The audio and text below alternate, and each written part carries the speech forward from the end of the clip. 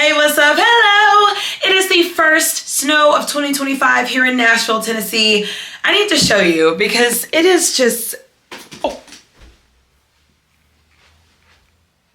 nothing. Oh my goodness. That's our backyard right there. Oh my gosh. I love the snow. We don't get snow very often here in Nashville, Tennessee. So when we do get it, I get very excited about it. Not only is it the first snow of 2025 for us in Nashville, Tennessee, I also have the first book haul of 2025.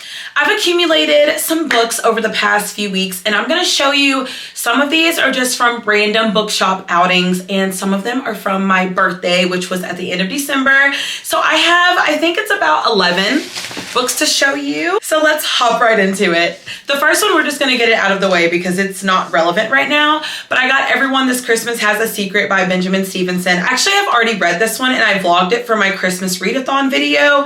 It was cute. It was a typical Benjamin Stevenson. I still haven't read his second one.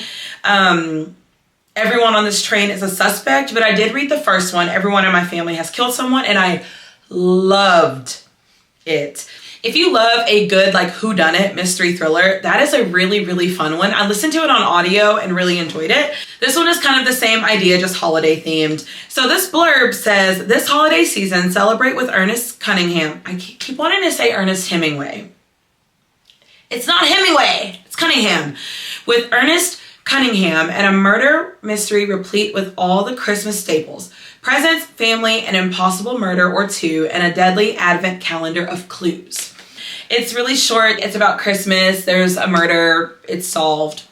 The next book I picked up is The Center by Aisha Manazir Siddiqui, and this is a literary horror novel. I actually started reading this via audiobook, and I got pretty far the way through and put it down, not because I did anything wrong. I'm a mood reader. I never know what mood I'm going to be in. I pick up some books, I'm really interested, I fall out of interest. It is what it is. I was really enjoying it, so I think I'm going to start it back over and read it physically while also doing the audiobook. This is about a woman who is dating this man, and she finds out about this like really cool, what she thinks is really cool experience where you kind of go away for a while and you can learn languages really, really quickly. And she's super interested. It's very exclusive. The Center, an elite invite-only program, guarantees complete fluency in any language in just 10 days. So the main character, Anissa, is a book translator. So this is something that's really interesting for her, and she really wants to pursue this. She gets into this elite experience and everything is not what it seems. I'm talking myself back into picking this up, which again, there was nothing wrong with it. It was me. It's normally always user error. The next book I picked up is The Full Moon Coffee Shop, and this is by Mai Mochizuki, but it was translated by Jesse Kirkwood. On the back it says, the Full Moon Coffee Shop has no fixed location. It might appear in the middle of a familiar shopping arcade, by the station at the end of the railway line, or on a quiet riverbank. At the Full Moon Coffee Shop, we do not take your order. Instead, we bring you desserts, meals, and drinks, selected just for you. Who knows? Maybe it's all a dream. Does that not sound really cute? It is a Japanese book, and this says, this charming and magical novel reminds us that it's never too late to follow our stars, which I think that is so cute. I love the cover with the cats on it, and we're on the moon. I don't know anything else about it besides that, but it seems pretty short. It's about 230 pages, but obviously the pages are really short. This is the book size compared to the first one. I mean, maybe I should get the dust jackets. So it's a little bit shorter, pages are a little bit smaller, margins are a little bit bigger. So I think this will be a cute, quick, like cozy fantasy read, which I love those, especially, I might need to read this today because it's snowing. Is that a valid reason to read a book? I think all reasons are valid to read a book. So I'm gonna say yes, it is. The next book I picked up is House of Cotton by Monica Brashears, and I love this because the author is actually a Tennessee girly. I'm gonna read the back. One night while working at her dead-end gas station job, Magnolia Brown encounters a mysterious, slick stranger named Cotton. He offers to turn her luck around with a lucrative modeling job at his family's funeral home, where she will pose as clients' dead loved ones. She accepts. Despite earning more than she's ever made, Magnolia finds that her problems are fattening and flattening. One letter made those two words complete opposites. That's crazy. Anyway, sorry. Magnolia finds that her problems are fattening along with her wallet. And when Cotton's requests become increasingly strange, Magnolia discovers there's a lot more at stake than just her rent. Ooh. Apparently this gives gothic vibes. I'm sure some thrillery vibes. I am very excited. That sounds really, really interesting and really creepy. Cotton? What are you doing with my girl Magnolia? I'm not familiar with either of the authors that blurb the back of this book, but I will say, the synopsis, does that not sound so interesting? So these are the 4 that I got, aside from what I got for my birthday book haul. I got these from Novelette in Nashville and the bookshop also in Nashville. And now we are going to move on to what I got from Books A Million. This is what I got on my birthday. My now fiance took me book shopping. The first book I'm going to talk about from my Books A Million birthday book haul is I Know Who You Are by Alice Feeney. Alice Feeney gets recommended to me so often, and I decided it's time to pick one of her books up. But Alice Feeney, highly recommended, super, super popular thriller authoress. And let's see what we have. Sarah Michelle Gellar, the famous actress. Is she an authoress?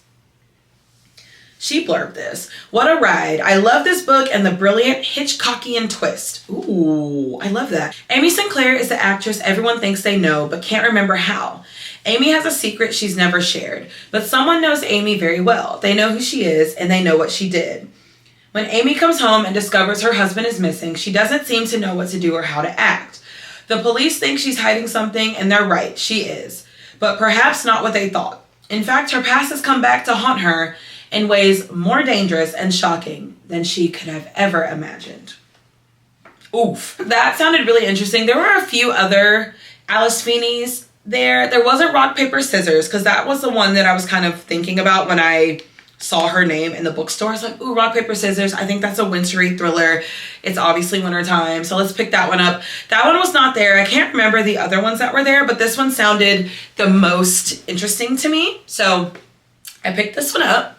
The next book I picked up is Chlorine by Jade Song. I have seen many, many people who love similar books to me enjoy this book. In the dark and transformative tradition of the Pisces and the Vegetarian, Chlorine is a debut novel. I don't think I knew it was a debut novel. That's interesting.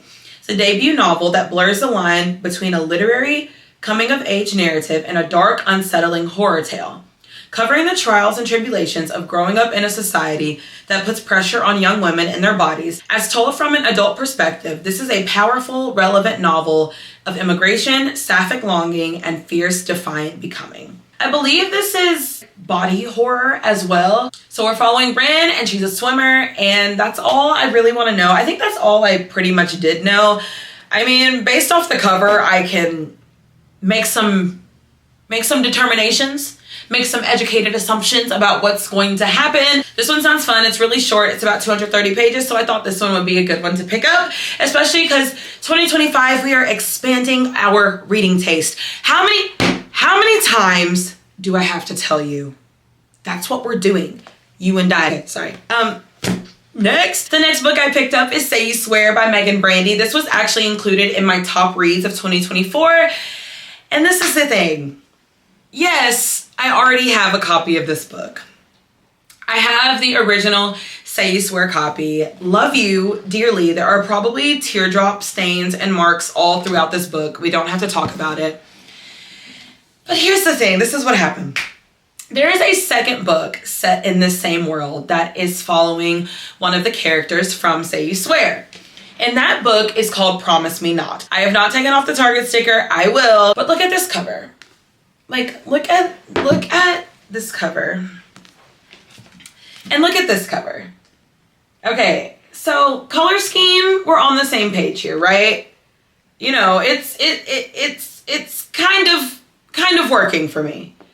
But I just feel like they re-released Say You Swear. And you see it. I know you see it with Bloom Books to do like a re-release of the Say You Swear cover. And now Bloom Books is publishing, I guess, the rest of the books in this universe. So I had to get the new cover. These are so beautiful together. You can't tell me I did the wrong thing. You cannot tell me I made a bad decision. You can't. I won't allow you to. I already talked about Say You Swear in my favorite reads of 2024, but a little recap if you haven't seen that video. If you haven't, I do suggest you watch it, but wait till after you watch this one. Okay, so this is a sports romance. We're following a friend group. There's 2 girls and 3 boys. The 3 boys play football. They all go to college, to the same college, to play football. The girls go along with them, and there's romance, and crying. I can't really say anymore without hearing my heart crunch beneath my ribcage. So I'm just gonna move on, but it is a very slow burn romance, sports romance. All right, next. The next book I got is Paybacks A Witch by Lana Harper. I saw this in the store and I saw that there was a big series. And I was like, a cozy fantasy series sounds like just the thing I need to commit to right now during the busiest time of my life. So I picked up the first book and it's this. I know nothing about it except it's cozy fantasy and witches are involved, which that's just music to my ears. Music to my ears. The witch is back. Wait, is this not the first book? Hold on, I need to Google. Okay, so this is the first book in The Witches of Thistle Grove. That series, I don't know why it threw me off when it said The Witch is back. The witch is back and ready for revenge with a little help from her friends in this fresh, sizzling rom-com by Lana Harper. I don't want to know anything going into it because I feel like these are just so fun to read, just going in blind. But cozy fantasy, witches, I really love a good pink and purple cover. So this one was just like, it attached itself to my hand. And I walked out of the store with it. I bought it because I didn't buy it. It got bought. Josh bought it. It got bought. Anyway, this one seems like a really fast read as well. It's a little bit more than 300 pages. And this is just something that I'm really excited to get into. I love cozy fantasy, especially in the winter. Anything that just warms my little heart, maybe makes me shed a tear or two. I love a good little chuckle every now and then. That is maybe my perfect book. The next book I picked up is Mr. Fox by Helen Oyeyemi. And this one was so interesting. Every single Helen Oyeyemi book that I saw in Books A Million, I read the back of. So I'll read the back for you because you cannot tell me you'll read this and find it not interesting. But anyway, fairy tale romances end with a wedding. The fairy tales that don't get more complicated. In this book, celebrated writer Mr. Fox can't stop himself from killing off the heroines in his novels, and neither can his wife Daphne. It's not until Mary, his muse, comes to life and transforms him from author into subject that his story begins to unfold differently. Meanwhile, Daphne becomes convinced that her husband is having an affair and finds her way into Mary and Mr. Fox's game. And so Mr. Fox is offered a choice. Will it be a life with the girl of his dreams or a life with an all-too-real woman who delights him more than he cares to admit? These blurbs really just reeled me in. Cheeky and imaginative, startling, beautiful. Mr. Fox should not be ignored. Dazzling. Oyeyemi has an eye for the gently perverse? Gently perverse. What? The odd detail that turns the ordinary marvelously, frighteningly strange. Those blurbs all made me think of Kevin Wilson so much. And Kevin Wilson, I love how imaginative he is with his stories. Although his, I feel like, are more based on like the found family aspect, which from the 2 I've read, that's what that says to me. This seems to be going in a different direction. But does that not sound so interesting to you? It took everything in me not to pick up every single Helen Oyeyemi book I saw in Books A Million. But here's the thing. There are a lot. And they are all really intriguing, all very, very odd and weird. And I love an odd, weird book. But I said, you know what? We're going to go into our 30s and into our 2025s a little bit more discerning when picking up books. Let's see if we like the author first before buying their entire catalog. How does that sound? It sounds hard. And it was. But that is this one. This book stack is stacking. All right, everyone. I'm going to dive into my Brandon Sanderson bag, I think. Because the next book I am going to talk about is Tress of the Emerald Sea, obviously by Brandon Sanderson. Brandon Sanderson is an author that I know very little about, yet I have heard this man's name so often, especially because in the era of BookTube where I got engrossed in it, 2025, 2026, Brandon Sanderson was a huge author. He still is. He's huge. I just feel like I was following a lot of the fantasy girlies. I was following all the fantasy girlies, all the Brandon Sanderson girlies, Peruse Project, Thoughts on Tomes, those types of girlies. I was deep in that bag.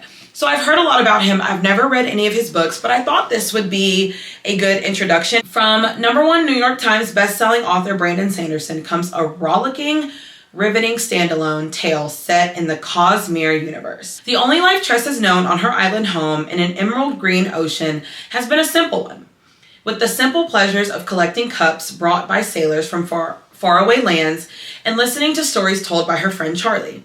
But when her father takes him on a voyage to find a bride and disaster strikes, Tress must stow away on a ship and seek the sorceress of the deadly midnight sea. Amid the sport oceans where pirates abound, can Tress leave her simple life behind and make her own place sailing a sea where a single drop of water can mean instant death? Here we have Tress with her little cup that she likes to collect, and this cover was enough for me to buy the book. I'm just saying, don't act like you've never bought a cover buy. But anyway, this book is huge, like it's really tall.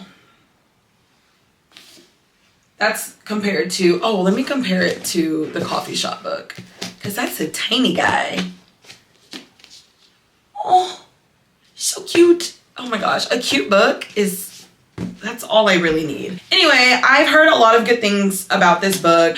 I have been eyeing Brandon Sanderson for a while. I just don't feel like I'm at a place where I can really just dive deep into the strong fantasies that he writes, and maybe this one is too, but the cover gave kind of cozy fantasy. I also love and can appreciate a standalone fantasy. I feel a little bit less like commitment on the front end. I know most fantasies are series, and I just get so moody that I don't love committing to series. So for this to be a standalone, which hopefully will be wrapped up well at the end, that was a deciding factor on choosing this over some of his other work. And the last book in my birthday book haul, and just my book haul in general, is Tender is the Flesh by Augustina Batsterica. I'm scared. I'm very afraid because this book is about cannibalism. What am I doing? I am scared. I just ranted and raved about how splatterpunk isn't for me. So hopefully this is a little bit more bearable than that. I don't know much about this book except it is dystopian and there's cannibalism. I don't want to know anything else about it. I do like the fact that it's only about 200 pages. That gives me a little bit of breathing room, because I don't know what enticed me to pick this book up, especially based off the reaction that I just gave just thinking about it, because I am scared. But, you know, I've seen this going around, and a lot of my favorite creators on BookTube and just on social media in general have read this book, and I had thoughts. I think I will have to be in a very specific mood to read this book, and that definitely frightens me. I'm laughing because of how ridiculous this all is. But anyway, we picked this one up. So here are the 11 books that I bought. I am really proud of this book haul. I feel like I got a lot of really different reads for me, but I really want to know, what are your thoughts on these books? Have you read any of them? Have you loved them? Have you hated them? Are they on your TBR? Have you been eyeing them? What are we thinking? I'd love to know the tea. I love when I get comments and people are like, or, or, you know, I am very excited for my next video, which is going to be, you can see kind of on the top of my bookshelves, I have a lot of books up there, and I don't even have these that I just showed you up there. We need a new bookshelf, ladies and gents. We need a new bookshelf. We need an updated book count because I haven't done one since last April. That was what, 8 months ago? Oof, and y'all have seen all those book hauls I've posted on my channel. It's time for another recount, so stay tuned for that. I am going to get a new bookshelf and do some reorganization. I really need to have a plan for that because I can already sense my throat closing up from how overwhelmed I'm gonna be. I don't know why my throat would close up from being overwhelmed, but I said what I said. I hope you enjoyed the video. I hope you have a blessed day, blessed night, blessed life. And you know the drill.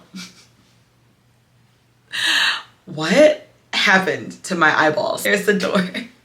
My book shopping tote, do you see it? My book shopping tote? That's where you need to go to leave my house. It's time to get out of here before I call 911 and get you arrested for trespass. That's Goodreads. Bye.